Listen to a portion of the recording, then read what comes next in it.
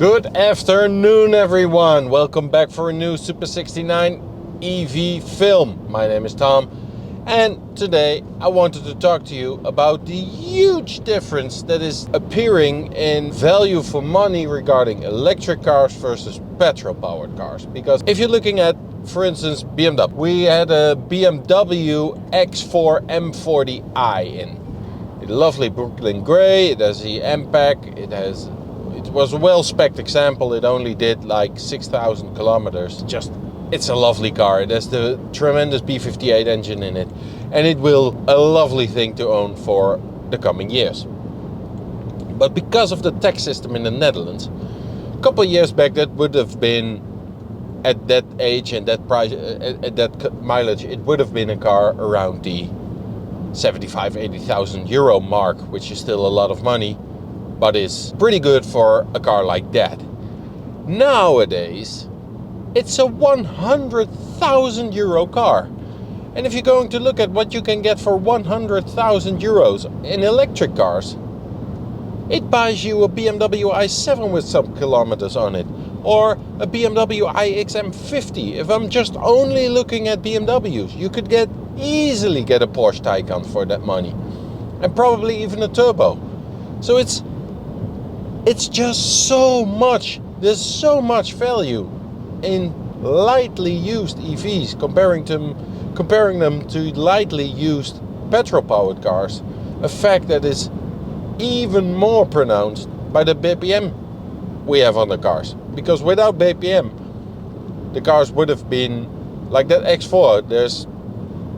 I think there's over 20 grand BPM in it. So it would have still been around the 80,000 euro mark. And in Germany it probably is, and maybe even a bit less. But in the Netherlands, wow.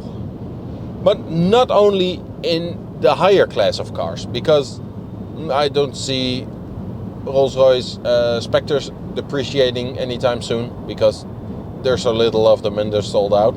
And basically Rolls-Royce owners can't sell them because they will be blacklisted forever. So I don't think those are the cars that will depreciate pretty quickly. But before I bought this BMW i3, I was looking at Citroen EC4 in the Shine configuration. That is the most luxurious one, and it had special damping, and it had a slightly bigger battery than the i3S has, but it's also slightly less efficient than its front-wheel drive. I really like rear-wheel drive, so in the end it just, and when I bought them they were pretty expensive still, because they were only like on the market for a year. And nowadays I was looking at them. My sister is looking for another car. She wants a petrol-powered car. Said you could better take an electric one. And I was astonished. You could buy a Citroen EC4 Shine in the most luxurious, with the leather upholstery and the massage seats, everything on it, the whole book, with less than 20,000 kilometers for 25,000 euros.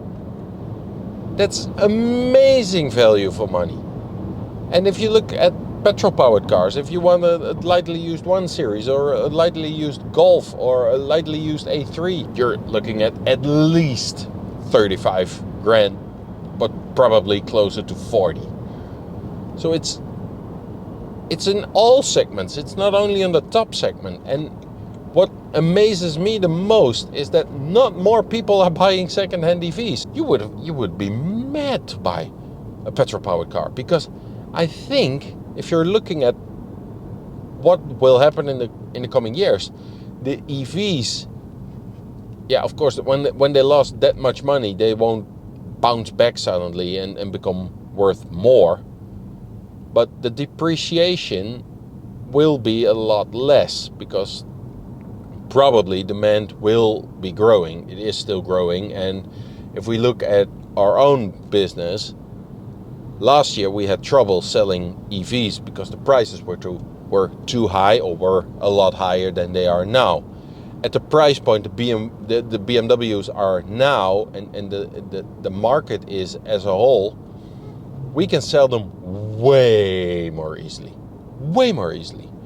And if you for example, if you list a BMW i4 eDrive 40 at 80 grand, not much interest.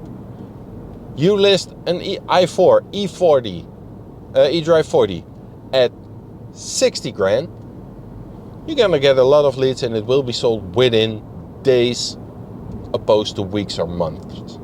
So it's all a price point, and that's why I think Tesla still knocking down the prices bit by bit is brilliant. They have a stranglehold on the whole EV market.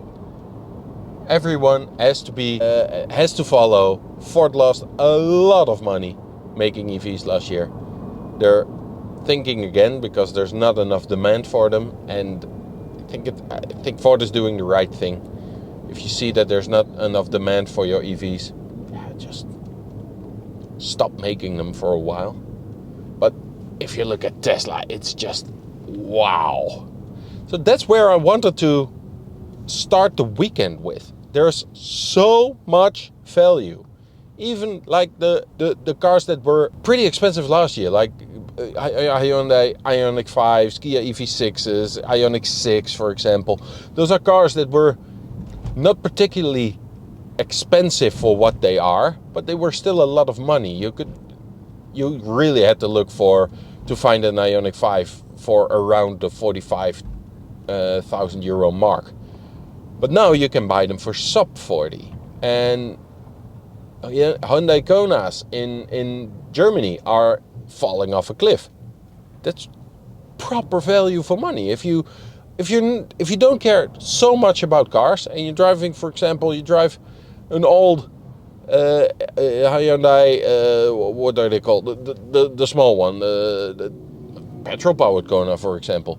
But if you drive like a normal older car that isn't anything like a Kia Ceed or something, or an old Volkswagen Golf or an old Ford Focus, you really could have a proper driving experience in one of those. If you go for a luxury model, like a premium Hyundai Kona, that's a trim level. They have climate seats, they have heated seats, they have a heat pump, they have a large battery, 64 kilowatt hours. They have everything you would want. Every ADAS system there's on the market. It all works. The battery is good. The engine is plenty of powerful enough. It's 204 horsepower. It's just you would really want to drive a petrol powered car if you would choose that over an EV, I think. For normal transport, not like, and then the people that say, yeah, but I love internal combustion engines. Yeah, I do too, but not in a daily car. And to be honest, every normal 4-cylinder it's a bit shite, isn't it? Let's just be honest. Don't beat around the bush. A normal 4-cylinder engine like a 1.5 from Volkswagen or a 1.6 from Kia or a 1.5 cylinder from Ford, it's fine, but it's not something that gets you up in the morning and makes you think, oh man, I can't wait to drive that. It's like you need at least 5 or 6 cylinders to have anything that is cool to drive and have a proper emotional connection with. Do you agree? Or don't you? Do you think I'm wrong? I'm really curious, because I think that we're at the point where a lot of people it was like when the smartphones came out. Everyone was like, yeah, well, that's never going to catch on because there are no buttons on it, so you can't send emails from it, and that's a shit invention. And I think if you're looking at the way the iPhone took the market and the Android phones, the cheaper Android phones, a lot's going to change in the coming years. And I'm really curious to see what it is, and I can't wait for it to happen. So thank you very much for watching. Let me know what you think, and I'll see you in the next video. Bye.